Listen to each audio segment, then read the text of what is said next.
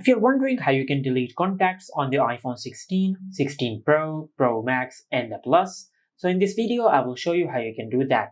First of all, just open the Contacts app, and from here there are two methods to delete contacts. The first method is if you want to delete a single contact. For that, just tap on the contact which you want to delete, then tap on Edit. Now at the bottom of the screen, you will find the option of Delete Contact. Just tap on it, then tap on Delete Contact. And by doing that, you will delete the selected contact. Now if you want to delete multiple contacts at once, just press and hold with two fingers on a single contact. Now once the contact turns gray, just swipe down with two fingers on the screen. After you select all the contacts which you want to delete, then tap and hold on a single contact and select Delete Contacts. Tap on Delete Contacts, and once you do that, you will delete the selected contacts on your iPhone.